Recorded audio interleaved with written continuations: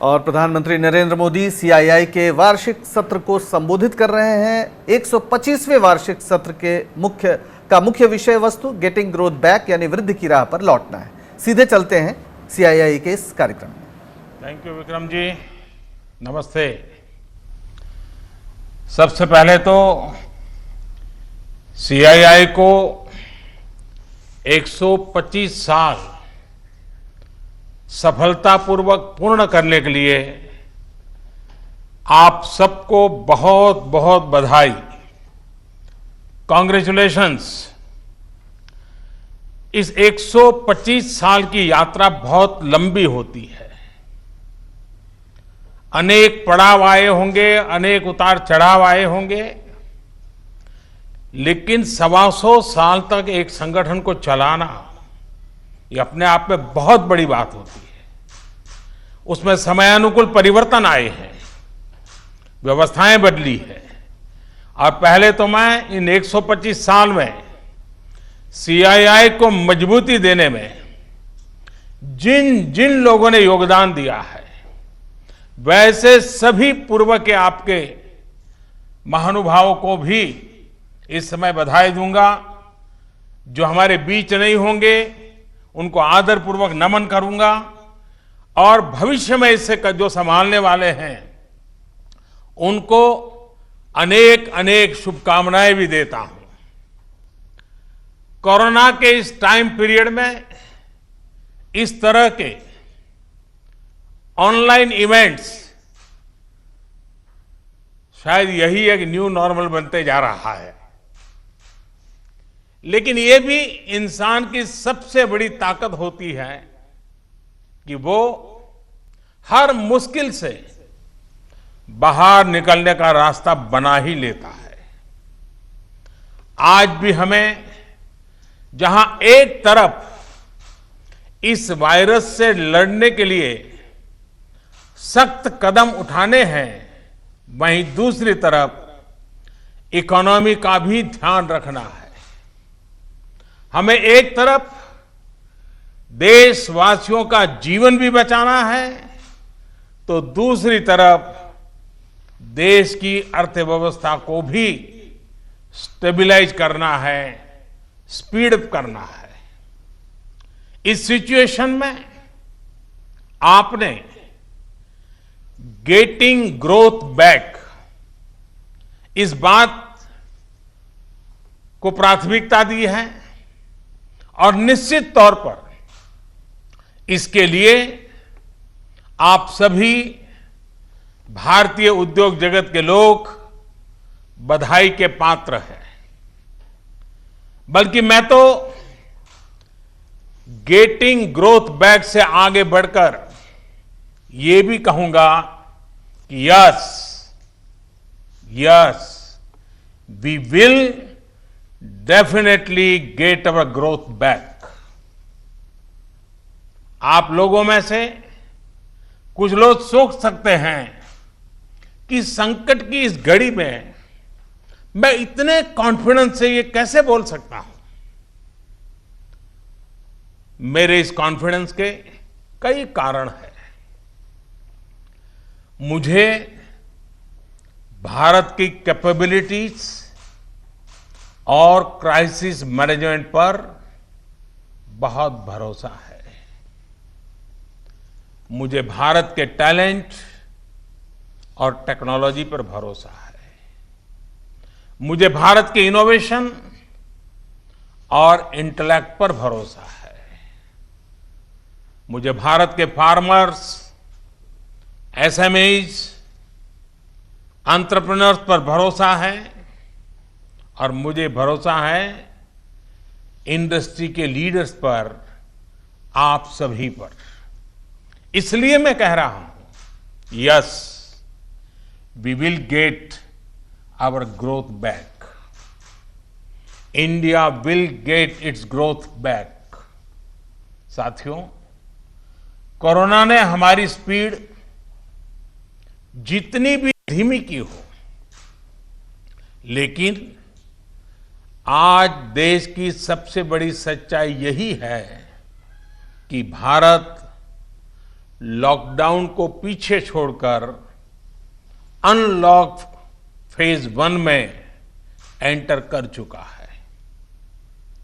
Unlock phase 1 में economy का बहुत बड़ा हिस्सा खुल चुका है।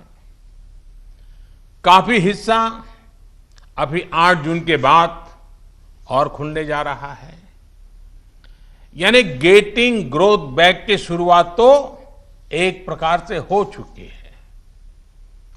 आज ये सब हम इसलिए कर पा रहे हैं क्योंकि जब दुनिया में कोरोना वायरस पैर फैला रहा था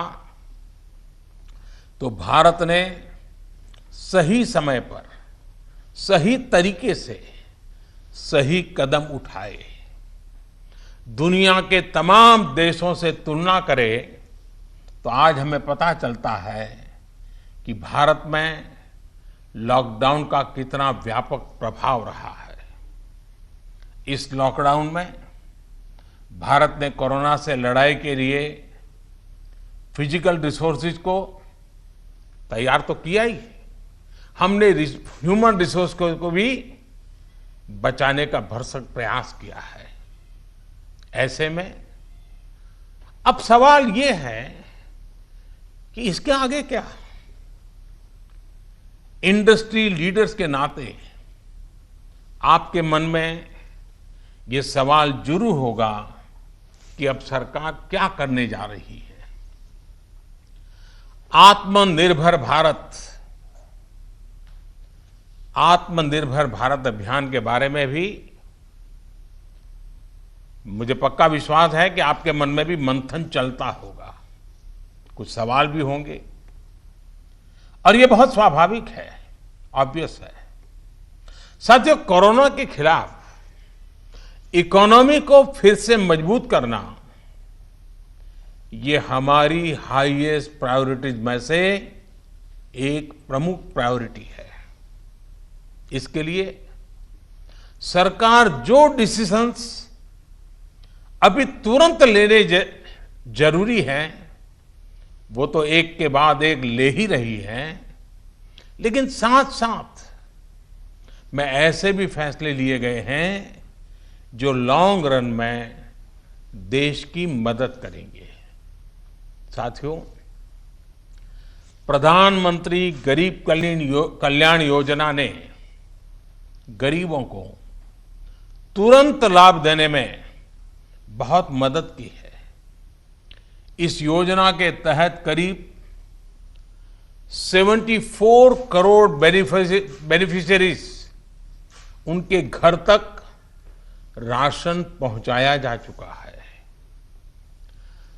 प्रवासी श्रमिकों के लिए भी फ्री राशन पहुंचाया जा रहा है। इसके अलावा अभी तक गरीब परिवारों को 53,000 करोड़ रुपीस यानी 53,000 करोड़ रुपए से ज्यादा की फाइनेंशियल असिस्टेंस दी जा चुकी है। महिलाएं हो, दिव्यांग हो, बुजुर्ग हो, श्रमिक हो, हर किसी को इससे लाभ मिला है। लॉकडाउन के दौरान सरकार ने गरीबों को 8 करोड़ से ज्यादा गैस सिलेंडर उनके घर तक मुफ्त में पहुंचा दिया है। इतना ही नहीं, प्राइवेट सेक्टर्स के करीब 50 लाख एम्प्लॉयज के खाते में 24% ईपीएफ कंट्रीब्यूशन भी सरकार ने किया है। इनके खाते में करीब 800 करोड़ रुपए जमा कराए गए हैं। साथियों, भारत को फिर से तेज विकास के पथ पर लाने के लिए, आत्मनिर्भर भारत बनाने के लिए 5 बातें बहुत आवश्यक है। इंटेंट, इंक्लूजन, इन्वेस्टमेंट, इंफ्रास्ट्रक्चर और इनोवेशन। हाल में जो बोल्ड फैसले लिए गए हैं, उसमें भी आपको इन सभी की झलक मिल जाएगी। इन फैसलों के साथ हमने तमाम सेक्टर्स को फ्यूचर रेडी किया है। इसी वजह से आज भारत एक नए ग्रोथ ओरिएंटेड फ्यूचर की दिशा में बड़ी उड़ान के लिए तैयार है। साथियों, हमारे लिए रिफॉर्म्स ये कोई रैंडम या स्कैटर्ड डिसीजन नहीं रहे हैं। हमारे लिए reforms systematic, plan, integrated, interconnected और फ्यूचरिस्टिक प्रोसेस है। हमारे लिए रिफॉर्म्स का मतलब है फैसले लेने का साहस करना और उन्हें लॉजिकल कंक्लूजन तक ले जाना। आईबीसी हो, बैंक मर्जर हो, जीएसटी हो, फेसलेस इनकम टैक्स असेसमेंट की व्यवस्था हो, हमने हमेशा व्यवस्थाओं में सरकार के दखल को कम करने, और मैंने तो लाल किले पर भी कहा था कि लोगों से, जिंदगी से सरकार को जितना हम कम कर सकते हैं हम करना चाहते हैं। प्राइवेट एंटरप्राइज के लिए एनकरेजिंग इकोसिस्टम खड़ा करने पर हम लगातार बल देते रहे हैं, कदम उठाते रहे हैं। इसी वजह से सरकार आज ऐसे पॉलिसी रिफॉर्म्स भी कर रही है जिनकी देश ने एक प्रकार से उम्मीद भी छोड़ दी थी। लोगों ने मान लिया था भाई ये तो हमारे देश में नहीं हो सकता है, ऐसी चीजें होने लगी हैं। अगर मैं एग्रीकल्चर सेक्टर की बात करूं तो हमारे यहां आजादी के बाद जो नियम कायदे बने उसमें किसानों को बिचौलियों के हाथों में छोड़ दिया गया था। किसान कहां फसल बेच सकता है, कहां नहीं बेच सकता है, इस तक के नियम बहुत सख्त थे। किसानों के साथ दशकों से हो रहे अन्याय को दूर करने की इच्छा शक्ति हमारी सरकार ने दिखाई है। एपीएमसी एक्ट में बदलाव के बाद अब किसानों को भी उनके अधिकार हासिल होंगे। किसान अब जिसे चाहे, जहां चाहे और जब चाहे अपनी फसल अपनी शर्तों पर, किसान की शर्तों पर वो फसल बेच सकते हैं। अब कोई किसान अपनी फसल देश के किसी भी राज्य में ले जाकर बेच सकता है। पहले तो इस पर भी बंधन थे।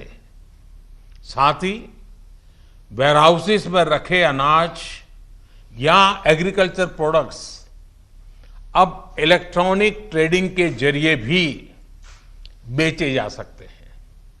आप कल्पना कर सकते हैं इससे एग्री बिजनेसेस के लिए कितने नए रास्ते खुलने जा रहे हैं। साथियों, इसी तरह हमारे श्रमिकों के कल्याण को ध्यान में रखते हुए रोजगार के अवसरों को बढ़ाने के लिए लेबर रिफॉर्म्स भी किए जा रहे हैं। जिन नॉन स्ट्रेटेजिक सेक्टर्स में प्राइवेट सेक्टर को इजाजत ही नहीं थी, उन्हें भी खोला गया है। आपका ध्यान इस पर भी गया होगा कि सबका साथ, सबका विकास, सबका विश्वास के रास्ते पर चलते हुए हम वो फैसले भी ले रहे हैं जिसकी मांग बरसों से हो रही थी। साथियों, दुनिया का तीसरा वो देश जिसके पास बहुत बड़ी मात्रा में कोयले का भंडार हो, कोल रिजर्व हो, जिसके पास आप जैसे साहसी और उद्यमी व्यापार जगत के लीडर्स हो, लेकिन फिर भी उस देश में बाहर से कोयला आए, कोल इंपोर्ट हो, तो उसका कारण क्या है? आप भी जानते हैं, देश भी जानता है। कभी सरकार रुकावट बनी रही, कभी नीतियां रुकावट बनी रही, लेकिन अब कोल सेक्टर को इन बंधनों से मुक्त करने का काम शुरू कर दिया गया है। अब कोल सेक्टर में कॉमर्शियल माइनिंग को परमिट कर दिया गया है। पार्सली एक्सप्लोर्ड ब्लॉक्स को भी अलॉटमेंट करने की परमिशन दी गई है। इसी तरह मिनरल माइनिंग में भी अब कंपनियां एक्सप्लोरेशन के साथ साथ माइनिंग का काम एक साथ कर सकती है। इन फैसलों के कितने दूरगामी परिणाम होने वाले हैं, ये इस सेक्टर से परिचित लोग अच्छी तरह जानते हैं। साथियों, सरकार जिस दिशा में बढ़ रही है, उससे हमारा माइनिंग सेक्टर हो, एनर्जी सेक्टर हो या रिसर्च और टेक्नोलॉजी हो, हर क्षेत्र में इंडस्ट्री को भी अवसर मिलेंगे और यूथ के लिए भी नई अपॉर्चुनिटीज खुलेगी। इस सबसे भी आगे बढ़कर अब देश के स्ट्रेटेजिक सेक्टर्स में भी प्राइवेट प्लेयर्स की भागीदारी एक रियलिटी बन रही है। आप चाहें स्पेस सेक्टर में निवेश करना चाहें, एटॉमिक एनर्जी में नई अपॉर्चुनिटीज को तलाशना चाहें, पॉसिबिलिटीज आपके लिए पूरी तरह से खुली हुई हैं। हर अवसर आपका इंतजार कर रहा है। साथियों, आप ये भली भांति जानते हैं कि एमएसएमई सेक्टर की लाखों यूनिट्स हमारे देश के लिए इकोनॉमिक इंजन की तरह हैं। इनका देश की जीडीपी में बहुत बड़ा कंट्रीब्यूशन है और ये कंट्रीब्यूशन करीब करीब 30% का है। एमएसएमईज की डेफिनेशन स्पष्ट करने की मांग लंबे समय से उद्योग जगत कर रहा था। अब वो उद्योग जगत की पूरी मार्ग भी पूरी हो चुकी है। इससे एमएसएमईज बिना किसी चिंता के ग्रो कर पाएंगे और उनको एमएसएमईज का स्टेटस बनाए रखने के लिए दूसरे रास्तों पर चलने की जरूरत नहीं रहेगी। देश के एमएसएमईज में काम करने वाले करोड़ों साथियों को लाभ हो, इसके लिए 200 करोड़ रुपए तक की सरकारी खरीद में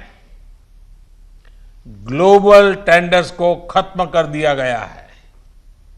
इससे हमारे छोटे उद्योगों को ज्यादा अवसर मिलेगा। एक तरह से आत्मनिर्भर भारत पैकेज एमएसएमई सेक्टर के इंजन के लिए फ्यूल का काम करने वाला है। साथियों, ये जो फैसले हैं उनकी रिलेवेंस समझने के लिए आज की ग्लोबल सिचुएशंस को देखना और उसे समझना भी बहुत आवश्यक है। आज विश्व के तमाम देश पहले की तुलना में एक दूसरे का साथ और अधिक चाहते हैं। देशों में एक दूसरे की जरूरत और ज्यादा पैदा हुई है, लेकिन इसी के साथ ये चिंतन भी चल रहा है कि पुरानी सोच, पुरानी रीति नीति, पुरानी पॉलिसीज क्या आज कारगर होगी क्या? स्वाभाविक है कि इस समय नए सिरे से मंथन चल रहा है और ऐसे समय में भारत से दुनिया की अपेक्षा, एक्सपेक्टेशंस और बड़ी है। आज दुनिया का भारत पर विश्वास भी बढ़ा है और नई आशा का संचार भी हुआ है। आपने भी देखा है कि कोरोना के संकट में जब किसी देश के लिए दूसरे की मदद करना मुश्किल हो रहा था, हर कोई अपने को संभालने में लगा था, ऐसी संकट की घड़ी में भारत ने 150 से ज्यादा देशों को मेडिकल सप्लाई भेजकर उनके लिए मानवीय मदद का काम किया है। साथियों, world is looking for a trusted, reliable partner. Bharat में पोटेंशियल है, स्ट्रेंथ है, एबिलिटी है। आज पूरे विश्व में भारत के प्रति जो ट्रस्ट डेवलप हुआ है, उसका आप सभी को, भारत की इंडस्ट्री को पूरा फायदा उठाना चाहिए। ये आप सभी की जिम्मेदारी है, सीआईआई जैसे संगठनों की जिम्मेदारी है कि मैन्युफैक्चर्ड इन इंडिया के साथ ट्रस्ट, क्वालिटी, कॉम्पिटिटिवनेस तीनों जुड़ा हो। आप 2 कदम आगे बढ़ाएंगे, सरकार 4 कदम आगे बढ़कर आपका साथ देगी। प्रधानमंत्री के तौर पर मैं आपको भरोसा दे रहा हूं कि मैं आपके साथ खड़ा हूं। भारतीय उद्योग जगत के लिए ये राइज टू द ओकेजन की तरह है। Trust me, getting growth back इतना मुश्किल भी नहीं है। और सबसे बड़ी बात कि अब आपके पास, इंडियन इंडस्ट्रीज के पास एक क्लियर पाथ है। आत्मनिर्भर भारत का रास्ता, सेल्फ रिलायंट इंडिया का पाथ। आत्मनिर्भर भारत का मतलब है कि हम और ज्यादा स्ट्रांग होकर दुनिया को एम्ब्रेस करेंगे। आत्मनिर्भर भारत वर्ल्ड इकोनॉमी के साथ पूरी तरह इंटीग्रेटेड भी होगा और सपोर्टिव भी। लेकिन ध्यान रखिएगा, आत्मनिर्भर का मतलब ये भी नहीं है कि हम स्ट्रैटेजिक क्षेत्रों में किसी पर निर्भर रहें। हम उस स्थिति में नहीं रहना चाहते। It is about creating strong enterprise in India, enterprises that can become global forces. It is about generating employment. It is about empowering our people to come out and create solutions that can define the future of our country. हमें एक ऐसी robust local supply chain के निर्माण में invest करना है जो global supply chain में भारत की हिस्सेदारी को स्ट्रेंथन करे। इसी अभियान में सीआईआई जैसी दिग्गज संस्था को, मुझे लगता है आपको भी पोस्ट कोरोना नई भूमिका में आगे आना होगा। अब आपको चैंपियंस ऑफ इंडिजिनस इंस्पिरेशंस बनकर आगे आना है। आपको डोमेस्टिक इंडस्ट्रीज की रिकवरी को फैसिलिटेट करना है, नेक्स्ट लेवल ग्रोथ को असिस्ट करना है, सपोर्ट करना है। आपको इंडस्ट्री को, अपने मार्केट को ग्लोबली एक्सपांड करने में मदद करना है। साथियों, अब जरूरत है कि देश में ऐसे प्रोडक्ट्स बने जो मेड इन इंडिया हो, मेड फॉर द वर्ल्ड हो। कैसे हम देश का आयात कम से कम करें, इसे लेकर क्या नए लक्ष्य तय किए जाएं, उस पर सोचने की जरूरत है। हमें तमाम सेक्टर्स में प्रोडक्टिविटी बढ़ाने के लिए अपने टारगेट तय करने ही होंगे।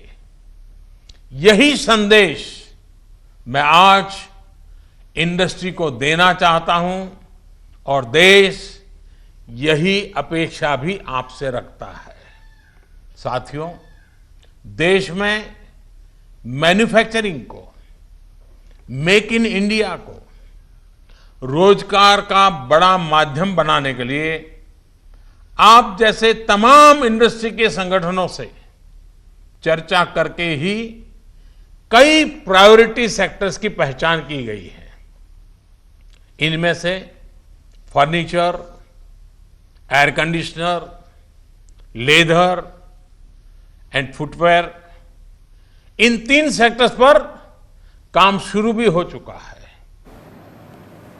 तो सीआईआई के 125वीं वार्षिक इस कार्यक्रम में संबोधित कर रहे हैं प्रधानमंत्री मोदी, और उनका कहना है कि भारत हर हाल में अपनी जो ग्रोथ है उसे वापस पा लेगा। इस कोरोना काल में वो अपनी ग्रोथ वापस पाने के लिए ज़रूर पूरी ताकत लगाएगा। गेटिंग ग्रोथ बैक यानी वृद्धि की राह पर लौटना है। सीआईआई के 125वें वार्षिक सत्र का उद्घाटन कर रहे हैं प्रधानमंत्री नरेंद्र मोदी।